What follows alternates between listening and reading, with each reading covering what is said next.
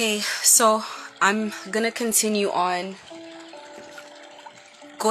talking about different aspects of the kind of experiences I've been having in the past year and a half. So what I'm going to talk about tonight is going to be a lot more recent stuff.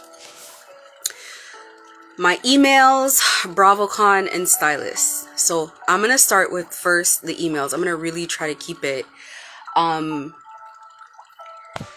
as best as I can. But these three things I have to address at some point. So, emails. First of all, my engagement is so ridiculous. It is so ridiculous. If I look in any particular story, there used to be like 9 to 13 fake pages. And I mean like the sex bot pages in my views. I'm always being tagged in some fake iPhone promotion, fake thing. So Instagram then flags those promotions or flags those interactions as basically like you using fake means to raise your engagement, and then it disables your engagement. So then there's that. So the engagement looks ridiculous, despite the fact that I used to have like 600, 800, 400. I mean, at minimum, I would have like 100 something people in my stories. And this is when I had like 7,000-8,000 followers. Wasn't even a lot of followers. And of those 100 something, that would be a bad day. That would be a really low day. The engagement would be high. The posting would be high. Everything would be frequent. Anyway, now we're at a point where it's so horrible. It's so horrific. No matter how much I report it to Instagram, it's like you'll report it to Instagram and then it'll just happen again. If someone posts us, then you'll immediately see like a bunch of these fake pages tag the store. And literally it'll all start over again. So they may have good engagement, but we don't get any of the traffic. We don't get any likes. We don't get any followers. We don't get any of that. That happens. With my email, so I just posted something to my story. What they obviously do is while we're working away to the knuckle, when I'm done working and sending like, and I don't mean like, I mean thousands of emails, like sitting there and sending out a whole bunch of emails, doing a whole bunch of marketing. They go in our email and they delete the fucking emails. I've literally found emails in my deleted folder. How I'll get indications sometimes is I'll literally see the page will follow us, they'll like a couple of posts, and then 2 seconds later, I can't find the page. Like, I go to my block section, go look for the page, can't find the page in there either. Just cannot find the page, so unless I really quickly figure out what the handle is, like I memorize the handle from seeing it, I'm not gonna know what page it was. Then they have the emails pre-scheduled of their people. Pre-scheduled emails of people I never fucking emailed at all. Delete all our emails. The only emails I get are rejection emails or emails that just don't make sense. Or emails where the accounts are very low, or if you check their engagement is very low. Just basically nothing that we could do business with. Those are the emails that will come through. So it'll be, so it's like if you see you're putting in all this effort, then you're going to feel a whole ton of disappointment because everything that you're seeing back, you're not seeing anything from the work that you're doing. So I'm getting all these garbage emails, and then all the good, proper emails are being disabled. Recently, I was like, okay, fuck it. I'm not going to continue using this email. I use another email. this fucker is signing on to the other email that I use onto my phone overnight, doing the same thing. So today I'm here working in the middle of the day. This guy deleted an email while I was fucking literally about to click on the email. The email just disappeared. I have never in my life, I am beside myself. People will see me come on here and just like laugh a bunch of stuff off because I have to be patient. And I have to just have a different mentality, because the easiest thing in the world is to be like, God, when? God's like, just work hard, keep going. And I'm like, who the fuck you talking to? Me? I've been working. When? Okay, tell me when I haven't worked hard. It's a very frustrating thing, because it's like, I don't understand this obsession with, it's down to a petty level. It's a petty level now. It's literally like, he can't access me physically, and it's just literally like, oh my God. And the scrolling, it's like, you know what? In the beginning, those used to be fear tactics, because it was like, oh my God, somebody's on my device. You're on your laptop and somebody scrolls down the email.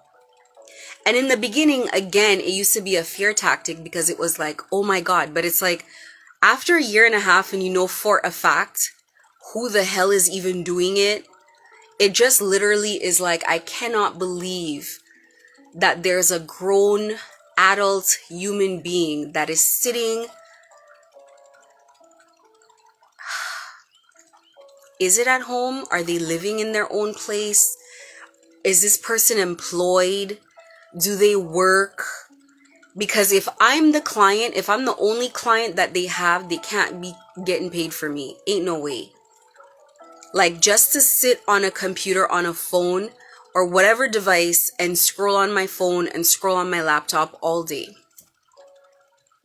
It's like literally I'm getting an email where I supposedly sent the email November 20th, but the person's replying, or sorry, the email I supposedly sent December 20th, but the person's replying on the 19th.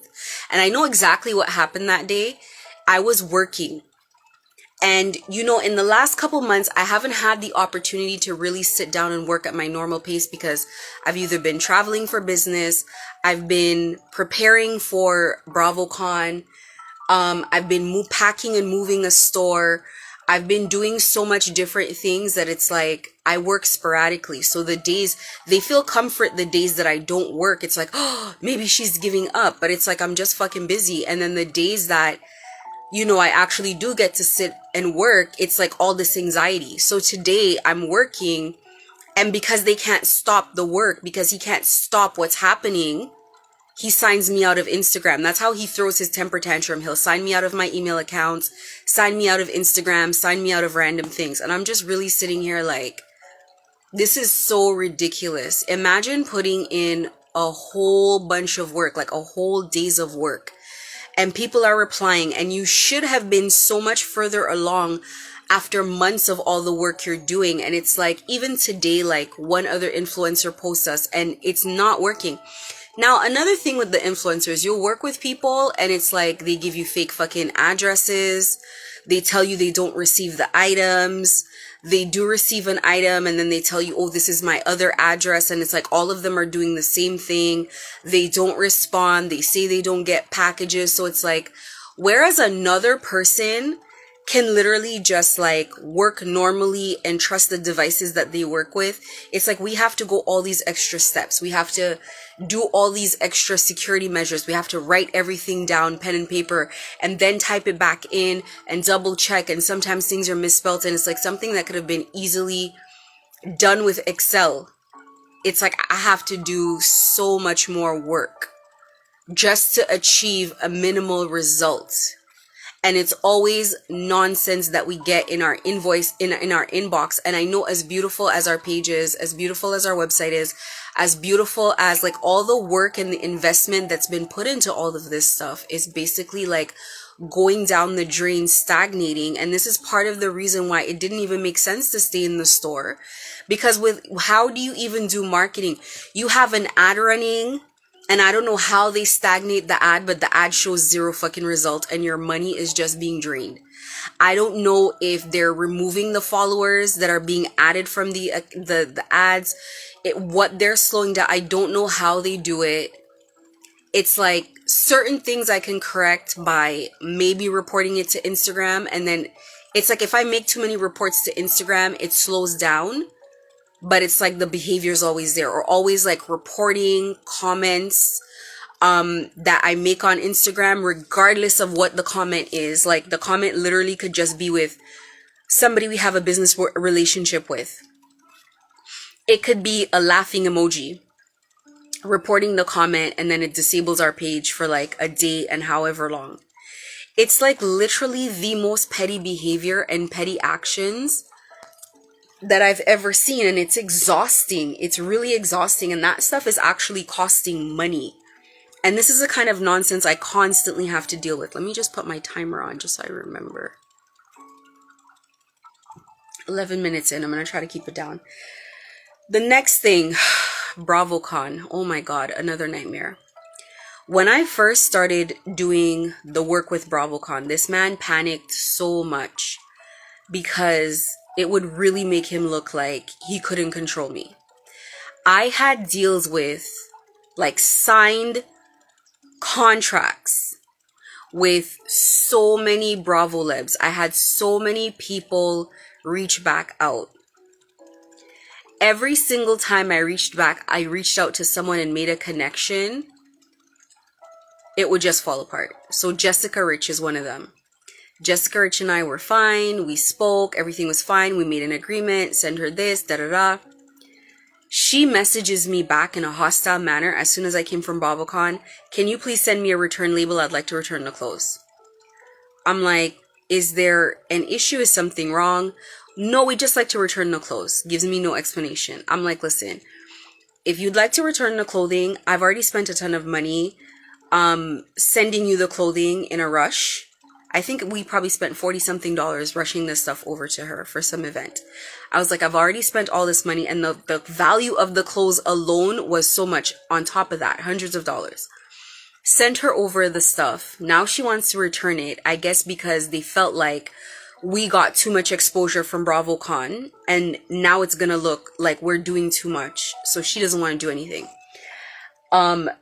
She has yet to return any of our stuff. She still has our stuff. I just let it go. And I'm just like, listen, I can't keep fighting and frustrating myself with all of this nonsense. This is too childish. This is too unreal. If I have to listen to my lower self, I would never deal with another Latino person in my entire life. I had no idea they were like this. Every culture has their own thing, but like every Latino I've dealt with seems to be unreasonably either unhinged or very envious of petty things. Petty things. Like there's always a competition, and the competition is always aggressive, it's always hostile. This is a man who is envious of me and my life. This is a man. This has gone from having some sort of contract to destroy my life. I'm almost certain the contract is done now. To now just being determined to drag me down. In any silly small way, like no matter what small way he can do it, he'll do it. I think he would, if he had money, $3 to buy bread, or to give it to somebody to take a picture of me in public, or to follow me around, he'd definitely give it to the person to follow me around. He would not eat. Like, it's self-deprecating at this point. It's that crazy. So, Bravocon, it's like, I don't even want to go into, no, you know what? Fuck it. I'm already in it, so might as well. I remember we had a contract with Larsa Pippen. We had all these conversations with Larsa. And I'm not just even talking about just business conversations. Like, you know, like I'm calling her on her mobile. She's calling me on my mobile, whatever the case is. Everything was good. We showed her everything. That was our process. We showed everybody everything that they were going to be styled. And then we came in with a whole bunch of extra stuff on top of it, just in case things didn't fit. I saved obviously some of the best stuff for Larsa. Larsa came. She just tolerated us there like, and I could tell something had changed. She tolerated us, and then she's like, babe, I don't think anything will fit. I don't think this will work. We left some stuff with her. She wore nothing. Who they wanted to push us onto was Kiki Bart. All of these people are fucking cartel or there's something, because Kiki's manager, to me, they're in the same cabal. They're in the same cabal. When I started posting about John Ferreira, he unfollowed me. A bunch of them unfollowed me. They wanted me to be in touch with people. Then it was like Bravo Lebs that I didn't care to work with. I didn't care to work with Kiki. I don't even think I emailed her. People that I didn't care to work with were contacting me, and then the people that I should have been working with were falling apart. Meredith Marks, like good people. Meredith Marks, Larsa Pippin, we were supposed to work with. Olivia Flowers, I think again, her and her stylist are in the same cartel type cabal. They're in the same bullshit too, because it's like working with these weird people. It's all the same weird paradigm, the weird comments, the weird behavior. And then it's like they always want to offer you an opportunity where it's like, it doesn't fucking jive. It doesn't make sense. People have to fight for these opportunities. That's like you being a small brand. And actually, at the beginning of this thing, Cardi B's makeup artist contacted me in DM and was like, I have an opportunity for you. And I was like, okay, no problem. Can you please email whatever your proposal is, as is standard for any business. You doing business out of your DMs, unless it's something super, super simple and straightforward. Like I'll do something out of DMs with people in Toronto, like an introduction, and then we're going to do something by email. We're not going to do we're not going to negotiate by email. It doesn't make sense. You do a proposal by email. So she's refusing to send an email. Like she only wants to work in DM. And I'm like, that doesn't even make sense, because this girl has, I don't know how many hundred thousands of followers now, but back then she had quite a bit. So she got offended and then she blocked me. And then I remember sitting back and thinking about it, and I'm like, why would Cardi B's makeup artist contact me via DM? To do fucking what? Like, and at the time, I can't even remember how many followers I had, but our website wasn't done. Our Instagram page was like, it wasn't a mess, but it wasn't polished. Like I had no time for these things. I was working too hard. I had no time to figure anything out. So this shit wasn't done. We had Sheena from Vanderpumps. She wore our shit. She didn't even tag us. Like, I mean, there's so many. There were, the lost contracts. Talk about the lost contracts. Daniel Cabral. We had a bunch of people fall through. I'm not even going to bother naming all of the names. Anybody that I'm not too sure if it was that type of situation, I'm not going to mention. The ones that I am very certain in my gut that there was some type of sabotage to that situation, because it was like, for example, even in Danielle Cabral's situation, she's from Real Housewives of New Jersey. She just stopped talking to us. She just stopped communicating. Dr. Jackie, also from Married to Medicine, we sent her stuff, we were supposed to give her stuff for Bravocon. She just stopped communicating. And then I realized to myself, maybe people didn't just stop communicating. Maybe my emails were being deleted from then and I just wasn't noticing. Which is probably the biggest likelihood, that my emails were just being deleted. So I literally, up until now, have no idea what's going on and why. Because I look even at the outfits that some of these people were wearing and the outfits that we came in, and there's just no way logically that they would have seen the proposals that we were sending over and they would have chosen to wear that stuff. Unless someone was threatening them, I couldn't tell. And then after with the Danielle Cabral thing, it was like some fake page tagged me under a post where she got fired from the show for having a violent altercation with someone else. She got fired from the show, and some fake profile tagged me and with a laughing emoji. Like they wanted me to know that they were responsible for this in some way, or Danielle Cabral is no longer on the show, or whatever the case is. It has been nonstop chaos. And this shit is technically like, I'm just sitting here and I'm just, you know, it's one of those things where it's very clear that somebody wants to bring you down to their level. Someone is very desperate for your anger, and they're very desperate for you to be bothered by what they're doing.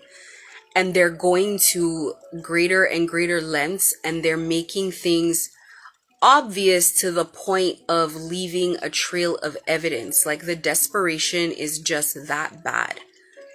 And for me, it's like, my faith in God is not going to change. I've had some really, really difficult trials in my life. This is not the first trial that has frustrated the life out of me. It's not the first one. It would not be the first time I'm literally sitting there and asking God, like, God, please, enough is enough. Like, I would like to move on with my life. I have been patient through very stupid situations, very ridiculous situations. It is enough. But this is not the first time. And I have no doubt in my mind that God always pulls me through, always has. But beyond that, and I know a lot of people say stuff like this, but beyond that, no one has ever gotten away with playing games with me. That is a fact. People pay dearly for that. With their lives, they play with that. With their lives. People keep playing. Had a lady play with me, Obia, her son's gone. Every fucking 6 months, one of them was in some accident, in a coma, in the hospital, a kid overdosed. There's always something going on. That's not even the first one. Had an ex put his hands on me, was in the hospital for 8 months after. People will always say, oh, I raise my hand on them and I do this and I do that. I don't have to do anything. I just release it. I let it go. I give it to God. Honestly, in this situation, I'm so tired. And it's like, every time I hit that wall where I want to feel, you know, HATE towards this person, I'm like, nah. I'm just never going to let myself get there, because I'm never going to pull myself to the emotional level of a child and to the level where somebody's obviously trying to get me to go with them. Somebody's life is obviously miserable and this person is unemployed and no one wants to, I don't know if no one wants to believe, because I'm really not in communication with anyone like that for me to know, but this person is not well. This person is not mentally okay. There is a disturbance that is not normal. A man who purports to be a man, regardless of sexuality, should not be jealous of a woman. This world is not even fair to women. So we are not even on the same playing field. There should be no reason that I should literally be going through this level of harassment and of trying to tear down my business. There should be really no reason. This has gone on far too long. It's fucking going on 2 years. It's enough. It's enough. The kind of money that I have lost out in this situation, I promise, is approaching $1 million. I promise. In all aspects. There are huge losses that I've taken from having to deal with this person, dealing with the slander, dealing with bribing people behind my back, for people to work with them, for people to do weird shit with them. It's enough. And the fact that I have to come on here all the time and I have to document what's going on. Just the fact that I have a live with 11,000 followers now. Because I had to delete so many goddamn followers. Fake followers, obviously fake pages. The fact that I have 11,000 followers on one person in a live is absolutely nuts, when my followers are local to me. Like, they're all people that I can point them out in a crowd. They've been customers for years, all of this kind of stuff. Like, where did all my customers go? Like, what is going on? It's like abuse after abuse after abuse after abuse. And it's like, I don't know how many times people need to hear, like, I'm not signing up to sell drugs with anyone. Like, when is someone going to take notice to this? This is enough. This is a lot. This is a lot. And I literally just have to, like, constantly just release it and be like, listen, God, you handle yours. I'm doing mine. You do yours. Because what else am I supposed to do? It's not like I'm not putting in my work. It's not like I've never been known to not put in work. Like, you work with a model, they get in the way of you working with the model. Now they're bribing the model. The model used to come in and everything was normal and we had a good relationship. And all of a sudden now the model's being snarky. They're coming in with these weird smiles. They're doing all of this stuff. And it's like, any logical person cannot continue working with people who they feel are saboteurs. They send in photographers who are telling you, come see in my truck, I have $400,000 of equipment. Okay, how much are you going to charge me? Oh, just $400.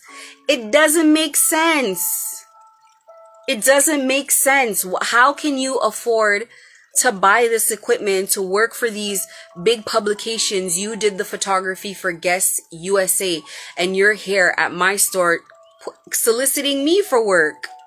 It makes no sense. I keep running into these weird situations all the time where it's like people just want to present the narrative as if I work with them, and it just makes you paranoid because it's like, who am I really working with? Like, who are these people?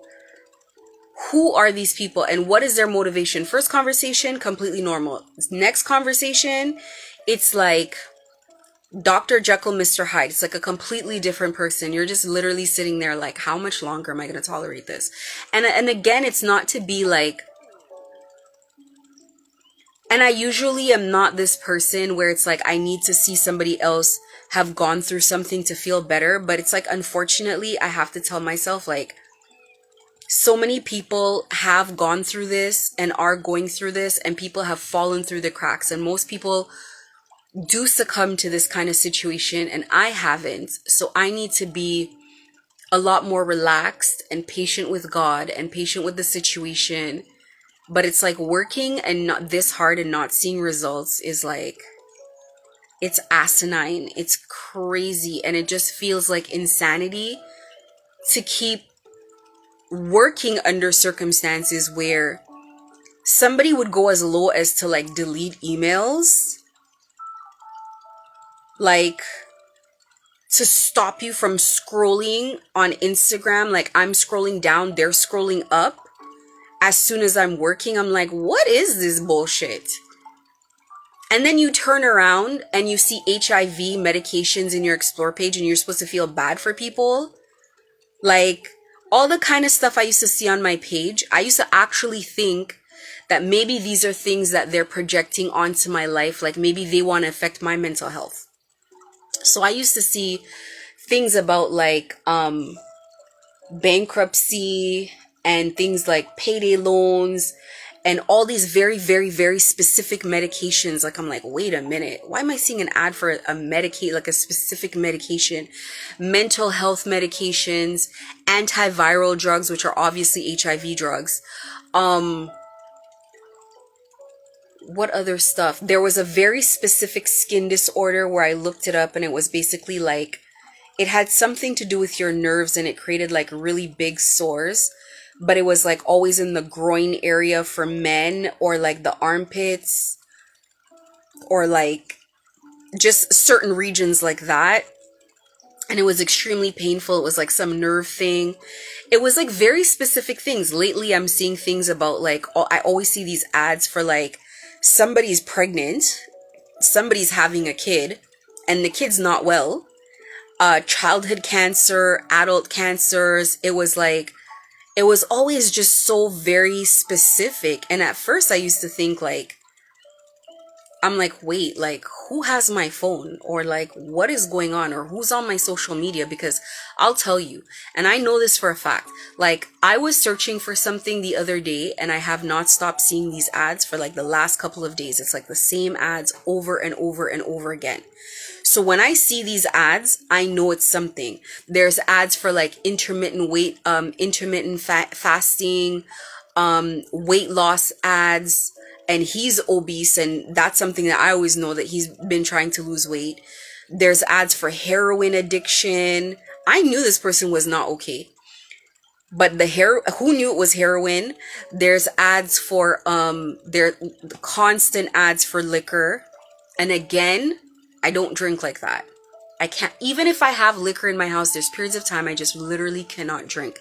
Like from a spiritual standpoint, I don't drink like that. So to see constant ads scrolling up and down my page of alcohol I'm just like, whoever's on my phone is drunk. And especially to be making sloppy mistakes like this. Like the thing that I posted in my stories, it's like, and you wonder why it didn't work. Like you literally wonder why it didn't work.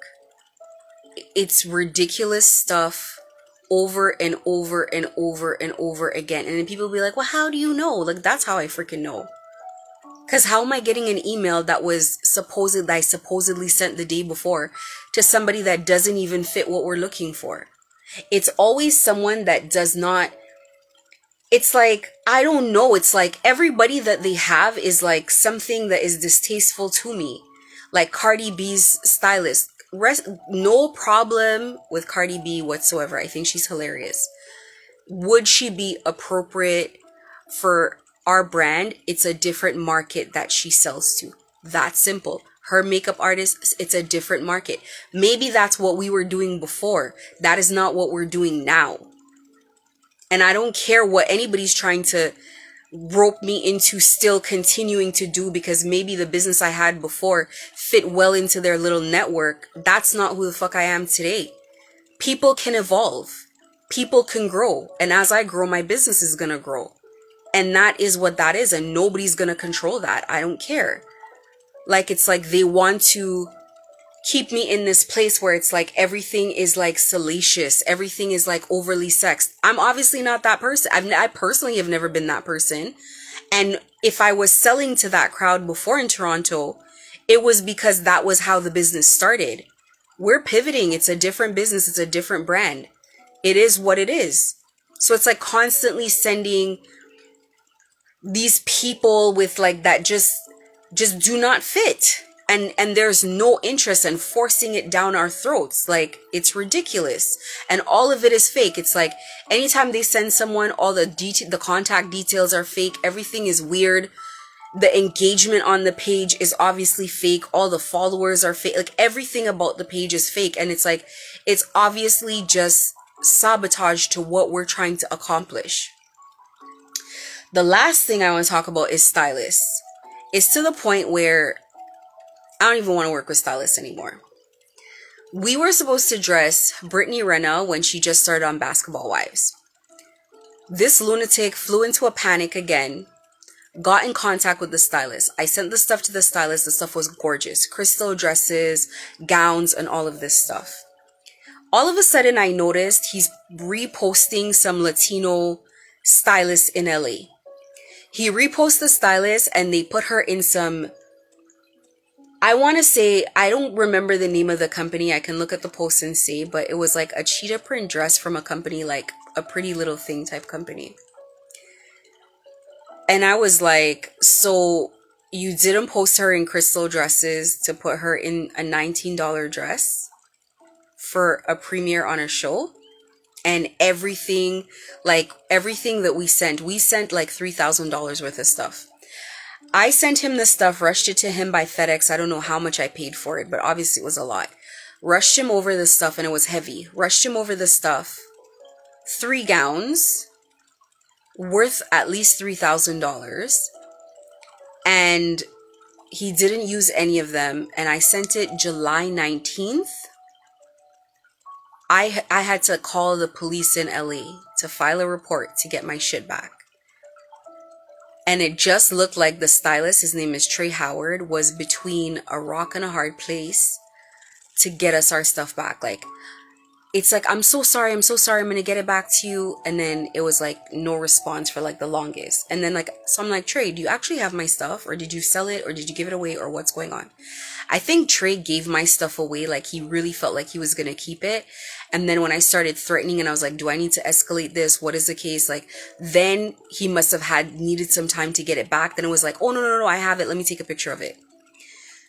I got the stuff back, I want to say late August, and like August 20th, 30th, something like that. It's in my email. Some of the emails are even deleted. Um when I finally got the stuff back from, he told me, oh, he got robbed, this happened, and the third happened, or whatever.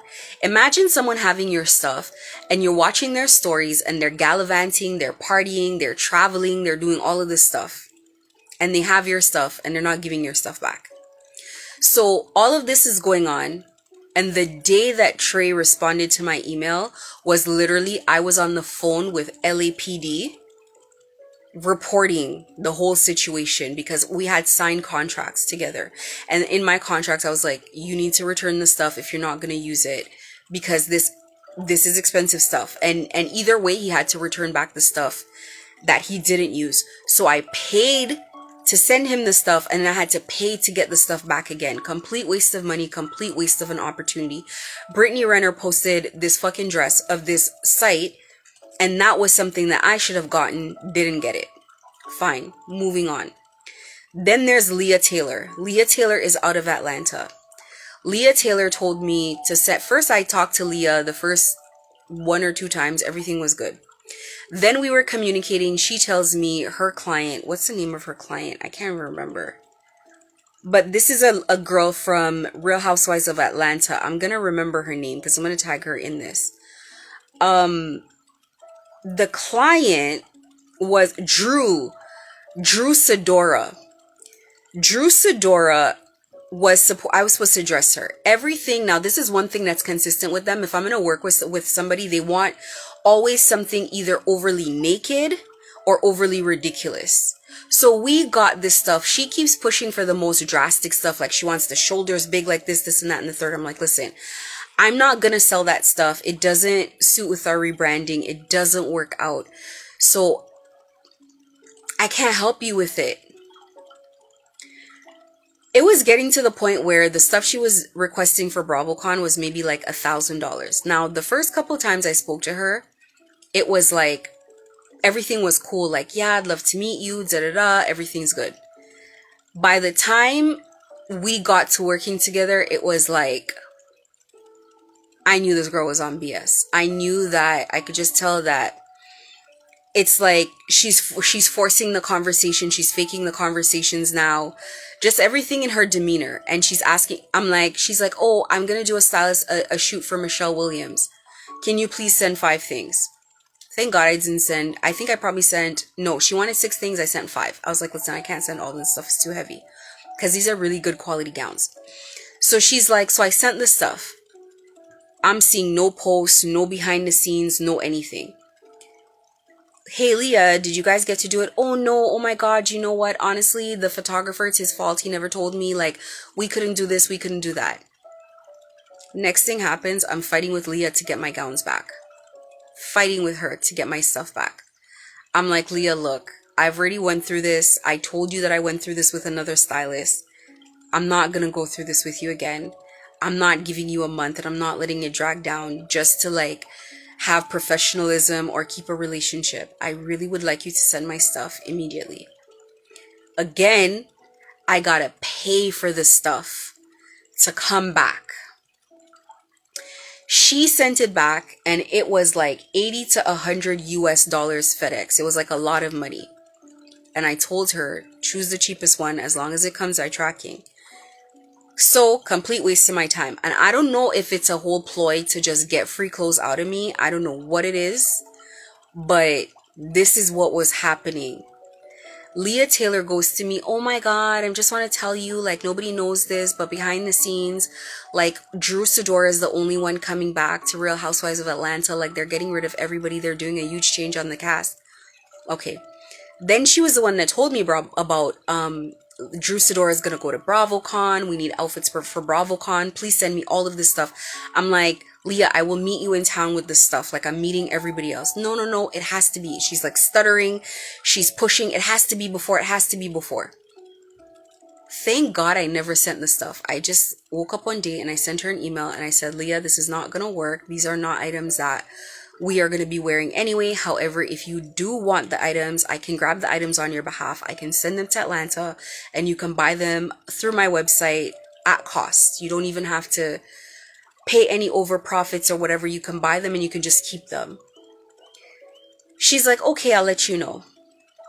Get down there to Bravocon. Drew Sidora wasn't even invited to Bravocon.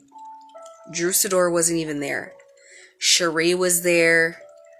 The Married to Medicine ladies were there. A whole bunch of people were there. Drew Sidora was the one person that wasn't even there. Like, there were people that wasn't even on the show that were there. Marlo was there. Drew Sidora was the one that wasn't there. It was clear sabotage. So I hit her up in DM and I go, Leah, that's odd. I didn't see you. Oh, yeah. She canceled last minute. This, that, and the third. Let me tell you something. Nobody cancels Bravocon. Everybody wants to go to Bravocon because people are not. It's like something that you want to be. When you're on the show, these are the things that you want to be invited to outside of everything else that you're doing. So it's like you want to go there. People go there and they have the marketplace and they sell their personal products and they advertise their own stuff. And it's like all this extra press with like even companies and corporations that come there and they pitch the housewives for stuff. It's like that's a place that you want to go. So for Drew to cancel last minute, then Drew was the one that wasn't coming back to Real Housewives of Atlanta. She was the one that wasn't coming. Everybody else got renewed. She was the one that didn't get renewed. I'm sitting there and I'm like, so obviously, this is another situation of someone just sabotaging. I've had all these relationships built up. I've invested in these relationships, in these partnerships with clothing, and one by one they go down. One by one, the address isn't correct. Something is this, something is that, and it's like nothing is panning out. And the only people that pan out are not the celebrities, are not the big names, are not the ones with the followers. It's always trash. And it's like, and I don't want to call it trash. Let me take it back. Lord, I didn't mean that. It's just always what you're not going to get any kind of opportunity from. And as soon as they sabotage those relationships and God knows what they say, what they do, and how they get it done, as soon as they're done doing that, then they come and they bring some no-name looking crackhead person that looks like they literally do drugs to come be like, hey, we would love to work with you. A whole bunch of Latino people in my inbox with 1 million fake followers in my inbox messaging me, oh, we'd love to collaborate with you. We're on telenovela and I'm a host and blah, blah, blah, blah, blah. Where the hell are you getting my information from? I'm in Canada. You're not even in the States. Where are you getting my information from and where did you pick me out of a lineup from, especially with the way my engagement is set up for you to be offering me anything? It's like brain dead activity constantly, constant stupidity that I just have to put up with and endure. And it's like constantly tearing down my business and having done so for so long, playing in my business, destroying my business, and then turning around and telling people like I fell off. How did I and here's a fake what is this? Nixon, Joaquin, what is this?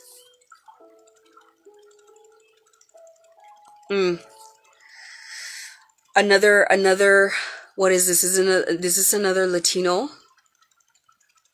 It's too much. It's genuinely too much. And it's like, I know other people have gone through this, but it's like going through this at this point, it's like, because I don't care in the sense where I'm not scared of this and I know what this is. It's just literally just a desperation for attention, or to try to make me flip out, to make me look crazy, or to make me look like the aggressor. Now, why the fuck would I want to be an aggressor to a 40-year-old fucking Spanish person? I don't even know you fucking people. Like, listen, call it what it is. I'm a young black girl. We don't have anything in common. We don't know anybody in common. Why are these people talking about me? Why are these people constantly have my name in their mouth? Why are you constantly talking about a business who you say is no one, or somebody you say is no one? Why are people talking about me? Why are people creating fake beef with me, creating fake fucking problems with me? For what and for who? It's like so sickening to go through the same things over and over and over and over. And it's like, this is ridiculous. And the police are in pocket. They're complicit. They're paid. You report to police. They're not doing nothing. They're not even getting back to you on the reports that you're making. You're telling them that something's going on. But I bet you if one of them made a report about me, they'd look into that report. It's like, it's crazy, bro. It's crazy. It's beyond. It's exhausting. I'm exhausted. I'm tired. And I need this to be over. And it's like, I'm tired of praying about it. I've given it to God over and over, because every day there is some new nonsense, and I've just never seen adults behave like this. And it's just, it's hard not to think to yourself, like, how did I associate with this trash? How did I find myself here? Because I don't associate with nobody. But they wiggle and they find their way into your life. They wiggle and they find their way into your world. And all of a sudden, here are these criminals. Here are these lowlifes. Here are these drug dealers. Here are these fucking scums that are in people's lives playing around. I have no business with you people. Prior to this, I worked in corporate. I don't even know I don't tolerate any of this in my personal life. I don't deal with people like this. I work and I go home. It is enough. Enough is enough. It is ridiculous. And every day I'm like, God, this is enough now. I've endured enough. It's gone from one set of abuses to the other. And now for the fact that they can't follow me around, it's even worse. He wants to go even worse out of his way. And it's a tit for tat, and it's so childish that you have to ignore it. Because it's like, I don't do tit for tat with anyone. Any normal, mature adult is not interested in thinking of like, okay, well, then I'm going to show you. Like, it's literally that type of attitude. That's exactly why I called him Carmen from South Park. It's literally that kind of attitude. Like, I'm going to show you. I'm going to show you. I'm going to take a picture of you in public because I know that you're probably going to be going to do groceries today, making people follow you around the grocery store. Have these Mexican workers following you around the grocery store, snickering like little hyenas, walking all behind you, being fucking weird. And then have nothing to buy in the grocery store. And as soon as they get to the point of being in line, just dropping all of the stuff and walking out. Having their phone up, pretending that they're on video call, or pretending they're taking pictures, or who knows what they're doing, just following you every day. This type of harassment that they put people through. And for a lot of people who don't know what's going on and who haven't put it together and who haven't had guidance, it's like these people are probably scared out of their life because they're really thinking that this is being operated by some type of huge machine, and the whole time it's this brain dead person who's sitting probably in a piss-stained couch, just watching somebody's computer and somebody's phone all day, logging into people's bank accounts, watching how much money you have, looking for ways to dwindle down the money that you have. All of a sudden, I'm dropping my kid to school and I'm getting tickets in the mail for speeding at 7:46 a.m. First of all, anybody who drops their kid to school knows that there is way too much traffic in front of any school in the morning for you to be able to speed. There are way too many children just even crossing the road, and way too many parents for that to happen. So why am I getting tickets? multiple tickets. It's like anywhere they could spot my car and they could have some sort of harassing thing done, any sort of police relationship that they had. They faked accidents. They've put me in fake accidents before. I've been in a situation where I'm leaving Walmart and this old lady sits at the little intersection as I drive, waits until I come, and crashes into me in slow motion. Doesn't want to give me her license, doesn't want to give me anything. Oh, she lost her information. Then takes the same information the same day, goes to the reporting center and reports it after she agrees with me that no cars have damage, so we don't need to report it. The only way I found out about that, thank God, is they had a new reporting system and it sent a text message to me and it said, "Thank you for making your collision report." I saw it. I picked up myself the same day in my pajamas and I ran over to the collision center and I went and reported it. I got the same police officer that she had reported to the day before.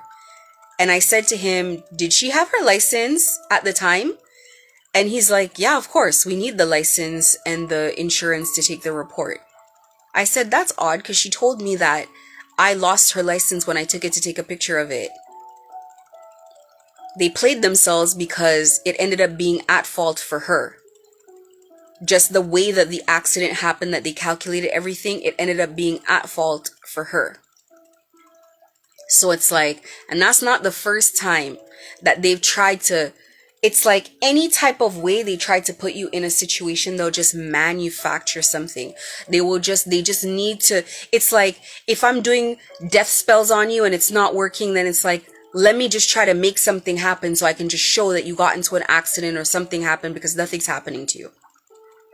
And I really am beyond the point where it's like, listen, if somebody doesn't believe in Obia, black magic or whatever, good for you. Good for you. Live life the way you want to live it. I could tell you for a fact, I've had that stuff done to me multiple times. I've seen that stuff done to other people. And I grew up in the church, heavy in the church. If you want to believe in God and you don't want to believe in something else, like there's light and dark. So there's both. If people don't want to believe in it, it's like I'm not even having that argument. And it's like having an argument with people who don't believe in God. Listen, live your life however you want to, because when I was very much younger, I was questioning God as well. I used to see things around me. I'm like, ain't no way there's a God allowing this. And to be honest with you, if my faith in God was not stronger than most, if my faith in God was not strong, I too in this situation would believe that there's no God. I really would. I would be like, there's no possible way that God is allowing this to happen. In my situation, it's like God has saved me from things and God has shown me that I've been saved from things. I haven't just been saved from it. Like God has literally shown me like I'm avoiding these things for you. And there are people that I've seen in this situation.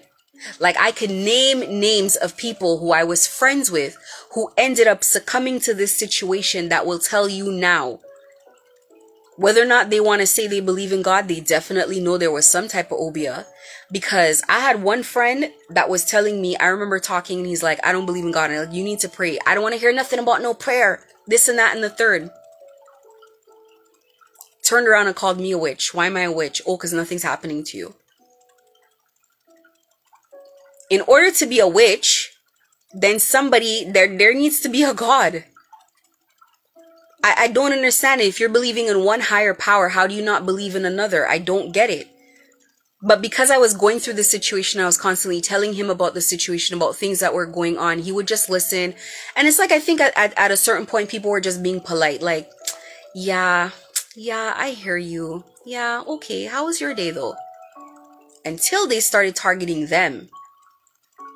Then I see them now and they have a grown man holding back tears in his eyes, like pleading with me, like, please, like, don't come back here. Because they're obviously harassing him. Now he's limping, walking. What happened to you? Oh, an old injury. An old injury is acting up. But now you're having problems in your marriage. Now you're having issues at work. Your sales are not coming through. Your money's getting fucked up. Your deals are... Same shit that's happening to me. This is at Mercedes-Benz Maple. Same thing that's happening to me. Shout out Mercedes-Benz Maple. It was so fucking horrible. Last time I saw one of the salespeople, you don't know what happened? They used to target me at Mercedes-Benz Maple. Every time I brought my tires in my car there and the tire got stabbed, nobody would say anything about the tire that got stabbed. Finally, one time I made them give me back my tire, put my tire in the trunk, and I took it somewhere else and the whole lip of the tire flipped. Took it to the police station. They took pictures and everything. The same Mercedes-Benz Maple where they could come and openly gang stalk me in there because to me, everybody in Vaughan is some type of mob, some type of something. Everybody in Vaughan. The whole town is in red robes. That's how I see them. The same Mercedes-Benz, I was one time in the area after, they couldn't follow me around anymore. And who do I see? And I was with my daughter. And who do we see but two people who used to gang stalk us purchasing from one of the sales guys. We were in the parking lot and he brought a SUV to come test drive. Nobody could look me in my eye. I was like, oh yeah. Oh, how are you? Oh. They can't look at me. That's what happens when people thought they were going to kill you. They thought you were not going to be alive to see the light of day. And now all of a sudden it's like they're seeing a corpse because they know what they did. They're test driving a vehicle with him, which me and them both know they don't have no money to buy no vehicle. Everybody's going broke. I looked at him and I was like, so how's things been? He's like, oh man, brutal. It was so bad. Not even one sale last month. I was like, yeah, not even one sale, huh? Odd. A whole dealership, not even one sale? Odd. Wonder what's going on there. It's fucked up. Don't you think? That's how it goes for all of them. All of them. All of them are going through the same thing. The same energy that they put out, everybody has to eat it now with a spoon. Eat it with a spoon. Those big houses that you guys bought, y'all, I guaranteed they can't pay those mortgages. Those mortgages are not a joke. Those mortgages are not a joke. These interest rates out here with the best case scenario, with the best interest rates that you can look at, 5% on something that's like $2 million, that's like $9,000, $10,000 per month. Wow. Odd. Housing market's looking kind of fucked up too. People keep taking these dark deals and keep thinking things are a joke. People keep doing these things to innocent people and thinking it's a joke. And I'm not even just talking about just me. God's eyes are open. And this is why it's like every time you tell somebody God is watching, they think they got away with it because God moves so slow. I'm going to be the first to admit I want things done a bit quicker too. As trusting as I am, like I said, I did the first 6 to 9 months and I was just thankful and I was prayerful and I was like, God, I trust you. And then the 6 months after that, I was like, God, it's dragging on. It's dragging on. And now I'm like, I'm not praying about this no more. I leave it in your hands. You do whatever. Because I already prayed about it. I'm done praying about it. And now when I see people, the same people that were doing the worst to me and they're suffering, imagine that. The person gang stalking you has all your devices hacked. HIV medication. Heroin addiction. Oh, buddy. And a baby. And a new baby. Is the baby okay? Huh? People need to stop playing with God. People need to stop playing with God. Forgiveness, for me, worrying about for me forgiving people, everybody always wants to come up and ask for me forgiving people. I don't need to forgive anybody. What about the hundreds of people you guys did that to? In my scenario alone, the amount of people that they took down and took away from me, and they put these people in poverty, they made these people sick, they did all of this kind of stuff to people, they did all this evil stuff. Like, I remember I spoke to my dad after my dad got involved in all of this. I spoke to my dad one day and I saw the sadness on my dad's face. And my dad's bar was like a ghost town. There was no one. It was so quiet. And I remember at the time I kept thinking to myself, like, not even somebody passing by. And it's like, those bars back home, somebody's at least going to buy some cigarettes.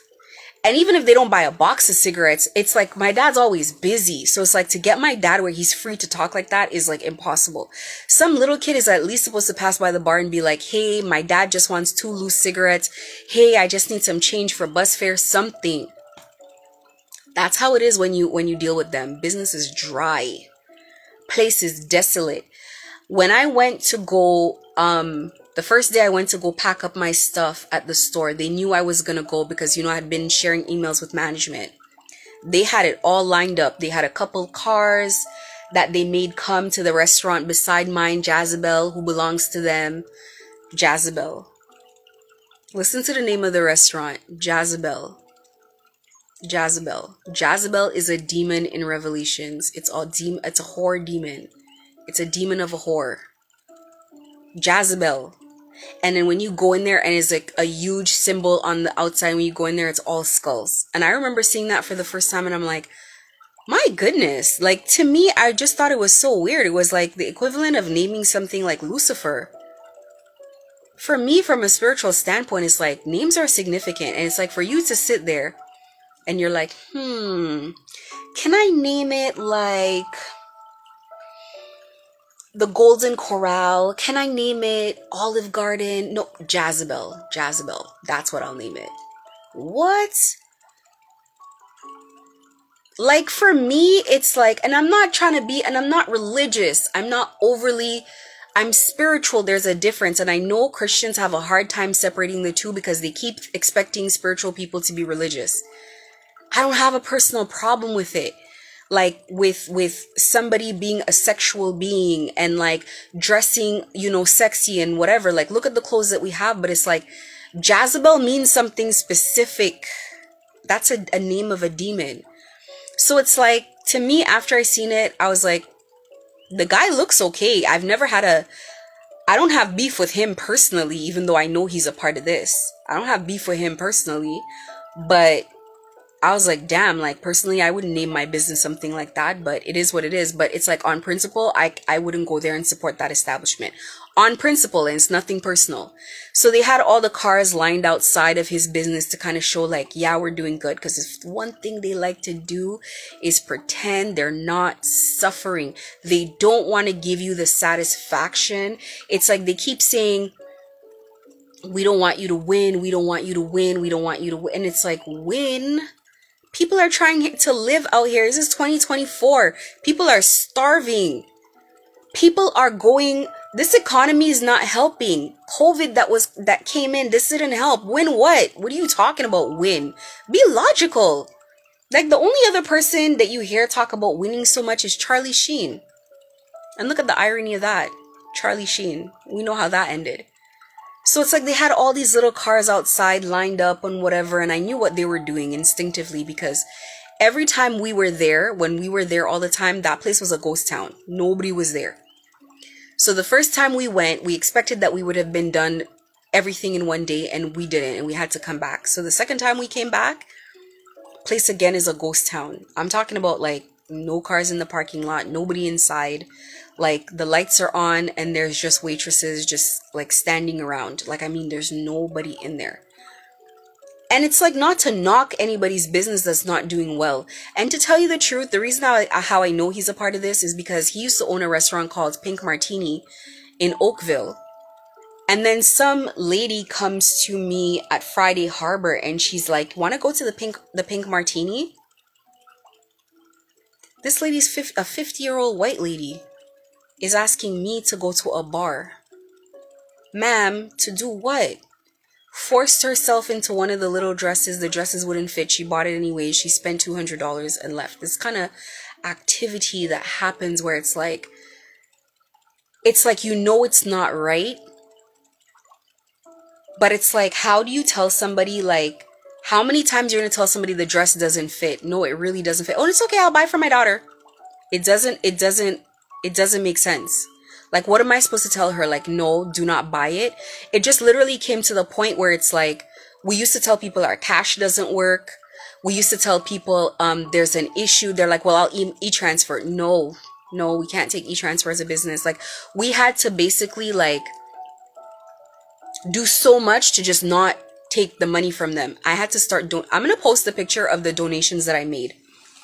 I donated, I believe it was $2,800 or something like that to charity.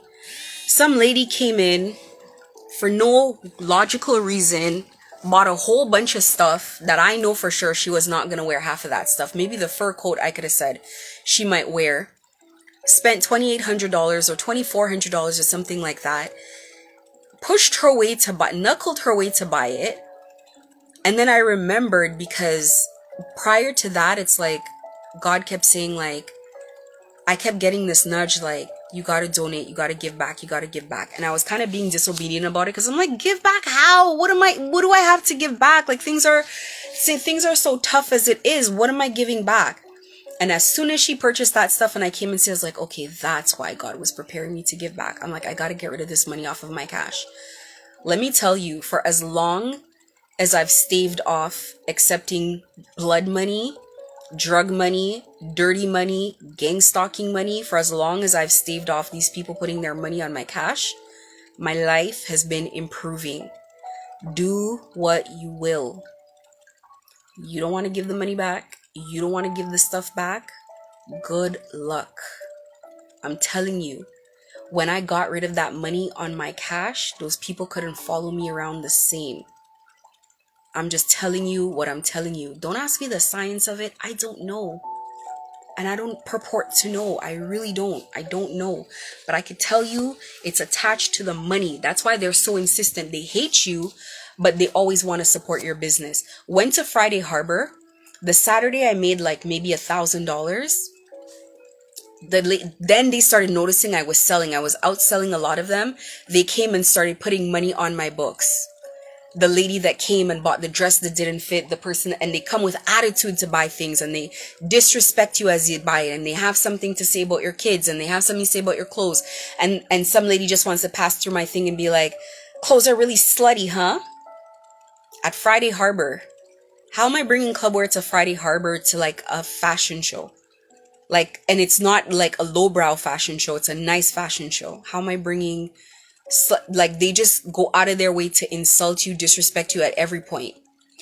So I'm at Friday Harbor. All of a sudden they start buying from me. All of a sudden next day I made not a penny. And I mean not a penny. I mean $0. I mean, people would start coming, looking at the stuff and just walk away and be like, no, I'm not buying it. There's something about the money that blocks your path. Blood money is cursed. And that's all I could say. The minute I decided to get rid of that money, and that's why they were like, the management over at Village at Vaughan Mills was trying to get me to stay. They wanted to lower the amount. They wanted to tell me, oh, we'll lower it for you, but you have to open the store again and sell. No, I fucking don't. Close the goddamn store. I didn't ask you for that. Close the store. I don't want to be there. I don't want to be there. Don't make no deals with me to open the store. And when you're in the store, it's like a whole bunch of people are coming in with demonic tattoos, a whole bunch of like weird activity. The bathroom always smells like sewage. That's what he smells like. Whenever he comes around spiritually, he smells like sewage. To the point they're calling me when I'm at home being like, oh, the neighbor next door is complaining, Modern Golf is complaining, your bathroom smells like sewage. But it intermittently smells like sewage. Me and the kids will be in the car and all of a sudden a smell of bleach comes up. A smell of paint comes up, and when you talk about it, it disappears, and then it comes up again. A smell of cheap cologne, a smell of kitty litter. And when they come in your energy and you smell this kind of stuff, it's like, change the baby's diaper at least before you come and do spell work. Bruh, the baby, I'm smelling a baby diaper. And I'm literally like, no. I'm calling my kids. I'm like, come in here. Do you smell that? They're like, what is that? Let me tell you something. I had my daughter's friends in the backseat of the car. So it's me, my daughter in the front seat, my daughter's friends in the back seat. And I'm like, the windows are up, it's winter. I'm like, do you guys smell that? They're like, yeah, what is that? Where did that come from? Or you'd wake up in the morning and your car smells like paint. And this is something that you can literally Google on the internet with gang stalking, where people would say they smell paint in their place and they're being gassed. There's this one girl, Ella. She used to work for Estee Lauder, and Estee Lauder obviously like is so obvious. They don't care because they have money and they have the police in their pocket. They don't care to hide it from you. They'll hide it from the world, but from you, they don't care. And it's like, it's clear that Estee Lauder was the one that paid for her to be gang stalked because she was complaining about racism in the organization. Now, again, I always bring this up and I say, look at what happened to Sephora. It costed Sephora a lot of money. So I guess it cost way less to just pay gang stalkers to get rid of her and get her out of the job and deplete her money and mess up her life. Excuse me. And she's always saying, oh, they're gassing my apartment. And I'm like, girl, that's Santeria. They're not gassing up your apartment. Like, you go and you complain that they're gassing up your apartment and you're technically gonna look like you're not okay. You need to just pray. You need to pray. Like, there's parts of this that there's nothing that the law can do for you. You need to pray. And that's what you need to do. That's the only way for you to take care of yourself. Like, people don't believe in this stuff, but it's like, you ever notice how drug dealers are overly religious at the same time? They always talk about God. They always talk about this and that. Even like Mexican cartels and stuff, they pray before they go do murders. They always pray. Why? Because low vibrational stuff, demonic energies, entities like that are always attached to that lifestyle, to that type of money. The money doesn't come with nothing good. Look at what they're doing. Look at the pain they're inflicting from people in order to get the money. And then imagine you're with a man and this is the money that he comes home and he brings to you. Obviously, you guys are going to have problems in that house, whether it's sickness, whether it's something. There's always, you can't live a happy life with that. And I keep saying to people, I'm like, get rid of this money. Once I figured it out, you ain't got to tell me twice. I got up, I got rid of my car, I got rid of my house, I was like, what else did I acquire from the time I went to Vaughan Mills? Because it's the only time that I can say that I couldn't differentiate between the clientele. Prior to that, I know who my clientele is. It's black people. Simple and plain, it's black people. And it's not just as black people, but it's particular black people. Like, I know my clients know me. And it's like we're selling a particular product and I know what it is. But you know what I say? God rescued me, took me out of that world because my life was going in the wrong direction. There's a lot of people that don't know what they're a part of. And, you know, it's like, there's this saying and it basically says, if you tell somebody something and they don't listen, you just have to let problems teach them. Let adversity teach them. Because it's like, I have constantly been saying, I think gang stalkers have a special type of karma for them. Like, I think gang stalkers are worse than murderers. They're worse than murderers. I think they're worse than, like, I don't know. They're different. It's a different type of karma. And God's not playing with people. It's like, I'm looking at these people. These people are falling sick. These people have to give back everything that they made. Every single person that I know that was involved in this is complaining about some craziness. My mortgage broker invites me to some meeting with some guy that just wants to know about my personal business. And I'm looking at my mortgage broker like, the hell am I here for? Half the people at the table and they're all just sitting there looking at me. And I'm like thinking it's some type of networking thing. It's my fault because I should have asked, like, what the hell am I here for? I'm thinking it's a networking thing and they just want to sit there and eat. Now he's telling me, oh, do you have a business card? Can we talk? Talk about what? It's like the audacity. It's like any old dirty type of man could just try to, like, come and talk to me. Men have some audacity. And it's like later on, after this happened, I kid you not, after this happened the next day, my mortgage broker ends up in the ER. Fighting for his life in the ER. Whole day in the ER. Something's gone wrong. Up until now, he's traveling all over the world. Always in some foreign country looking for medical treatment. You cannot keep doing people dirty. And you know what? For people who do not understand what gang stalking is, I don't even want you to understand. If you want to listen to the things that I've gone through and the kind of suffering and the kind of pain, and I'm only talking about the physical stuff. I'm only talking about, like, people are following me all over. People are taking pictures of me. People are hacking me. They're hacking my security system. They're playing around in my stock. They're coming into my store, getting keys to my store, coming in, stealing stock, and then selling the stock amongst themselves, selling the stock. So then people I don't know, are wearing my clothes online, like things that I specifically know that I'm missing out of my store. They've stolen fur coats, they've stolen shoes, they've stolen all kinds of things. For what? Because I don't want to join their little fucking gang. They've invited me to join covens, witches' covens. So because they're getting karma, they assume that I'm some type of witch, and they want to invite me to join a coven. It's like, yo, Lord, it's too much. It's literally too much. I can literally thank God that I can talk about it today with a level head, and that there are days that I could talk about it where I can laugh about it. I have to laugh about it. I have to let it all go, because it's like, there's times where, the best way I can describe it is like, imagine you have a friend, or say you have a friend or somebody that asks you for money, and you use your good heart and you let them have the money and they don't want to pay you back. At some point you're like, am I going to frustrate myself or just let them have the money? They obviously needed the money more. Let them have the money. And that person thinks that they got away. And because, again, God moves slow, they don't know. I'm telling you, and I told this John Ferreira this in the beginning. I said, John, like, I don't know what it is, but people that play with me don't do very well in life. It's not that something bad happens to them. It's that all the goodness is sucked out of their life. I'm not saying it as a threat. There's really people out there like that. Like, they're just spiritually protected.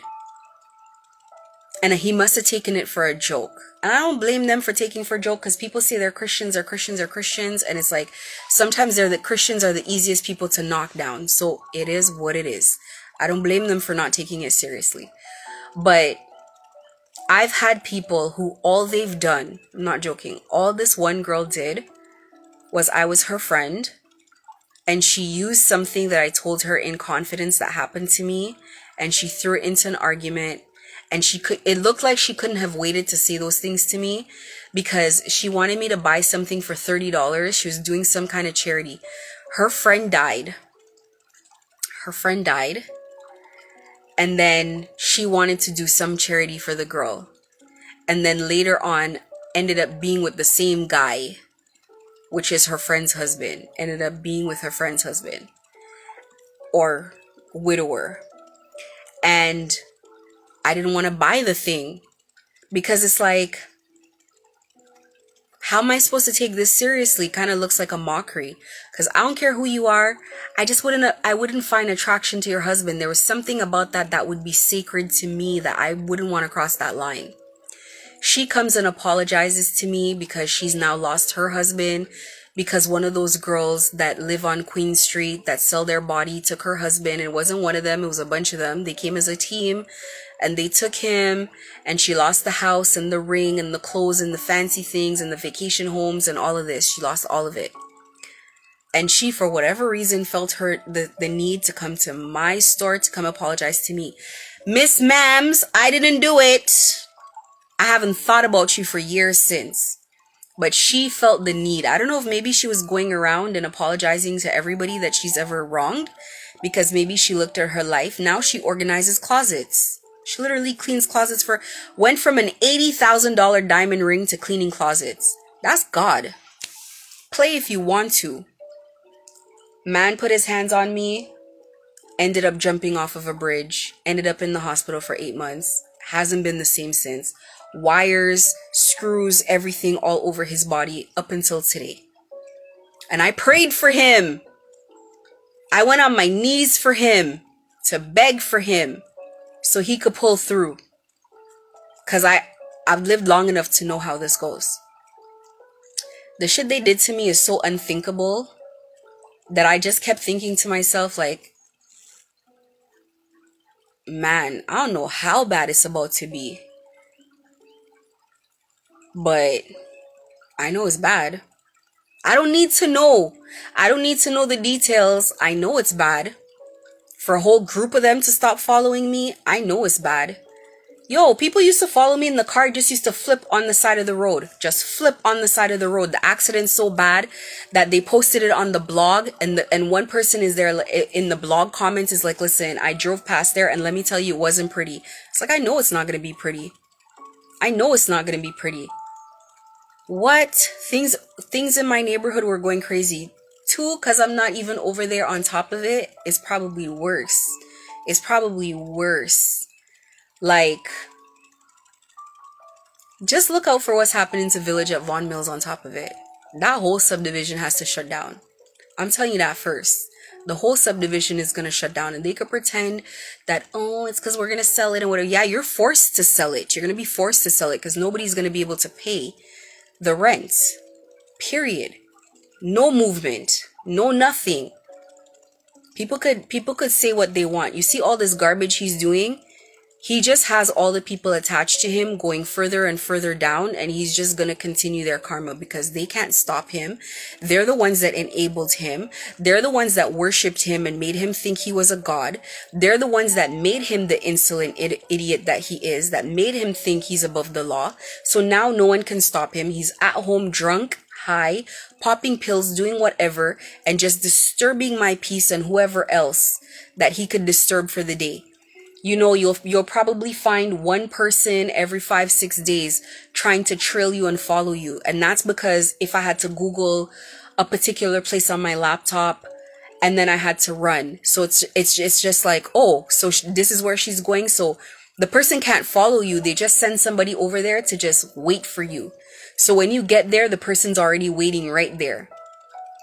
Pretending like they're doing something. And before you know it, they have their camera up like this. Like taking a picture. And I'm just shaking my head and I'm like, you know what? The picture is not going to do anything to me. I'm so used to the harassment. It's like, it's so bad to say, but it's like I'm so used to the harassment that I just go about my day. They do it in front of my kids. They do it if I'm with people. Like, it's like they don't, like, just to get me for the day, they don't care. And it's like, at first, it's like people that are around me are just kind of like, they can see it's weird. It's like I'm so beyond saying to people, oh, did you see that? I don't even care. I just go along with my day. It is what it is. They do it in front of my kids. So it's like, my kids are just standing there looking. I'm like, yo, this is crazy. Imagine doing this in front of someone's children. Imagine a mother, like think of your mother. Think of you as a child and someone was harassing your mother like this. Crazy. These people know no God. They have no empathy. And I think gang stalkers are the type of people that would burn a baby alive for 50 cents. Because it's not no big money. Nobody in there is no millionaire. The John Ferreira, who's supposed to be at the top of the food chain, the most I could see that dirty fucker has to his name is a red Escalade that was leased and he's lost it now. There's nothing I can see that what are they doing this for? Everything they do, they have to scam, steal, and lie. What are you doing this for? If you had just worked a normal job, within 5 years, you would have at least had something. You would have had something to your name. You're renting apartments. You're doing this. You're doing, like, it's like, I don't see a Rolex. I don't see a diamond. I don't see an earring. What are you doing this stuff for? This is horrendous. Go pray and find God and ask for some blessings and work hard. This is crazy. And people don't believe in karma, and that's the craziest thing. And I think for me, I really do believe in karma, and that's why it's like every time I feel like I'm being pulled in the direction to have negative emotions and say, I hate this person and this and that, I'm just like, no, I'm going to stop myself right here. I am frustrated. I'm sick of it. I'm tired. I tell God all the time, I'm like, I'm really tired of this. I'm ready for it to be over, bro. Like, what is going on? And like, I don't want to question God. I really don't. But it's like, sometimes I really have to have a conversation. Like, this got so bad, I had to pull up on God for real. And I was like, hey, whoa. I had to really talk to God and be like, look, this one's getting out of hand. This is crazy. You don't see what's going on here? This is mad. This is mad. And it's like God asked me to just trust and have faith. And I was like, okay, y'all, that was like 9 months ago. I've been having trust and faith for a long time. But I do have to say God pulled through. And it's like, you know, I got the ability to cut myself loose as far as I don't need to have people following me everywhere. I know how to protect myself in a certain way. The computer thing is like a whole nother exhausting saga that I constantly need to go through. I'm constantly seeing videos on my YouTube and on my phone in Portuguese. It's like I'm constantly seeing stuff in Portuguese on my Instagram. My phone, it's like has practically no apps. Just today again, I just deleted the email accounts from my phone because it's like people are like going through my emails, and it's like where a normal person can just access their email at any time, just get on their phone and access their email and see what's going on. It's like I have to, no, let me go home and log in. And it's like so exhausting. And I know it's not a foolproof method, but it's like just to try to secure my work in some way, shape, or form. People going through my mail's not reaching me, paying for mail forwarding services, the mail's not coming through, getting SIM cards, and they're like, you need to change the SIM card. People have been calling in, like all kinds of stuff. Like, oh my God. It's a lot, yo. It's a lot. The harassment is so crazy. I'm just fucking numb at this point. I don't even swear this much on like a normal day. Like I don't even, before this started, I almost never swore. Like it's like I just would not feel the need. These people rob you of your peace. They rob you of, they want to destroy who you are. If you're a good person, they want to take that from you. They want you to hate everybody. They want you to hate human beings. They want you to hate your life. They want you to be tired. They want you to hate them. They want you to turn dark. I'm so tired of all of it. I don't even want to come on here and do these videos, God. I don't even want to do that. But that, it's like God's telling me, like, you have to tell your story. People have to know what's going on, because you know the other people going through it, they can't say anything. The other people going through it cannot say anything. They just have to tolerate. But anyways, I'm going to leave it here. Thank you to the people that log into my live. The people that watch the YouTube. I'll link it. And yeah, have a good night.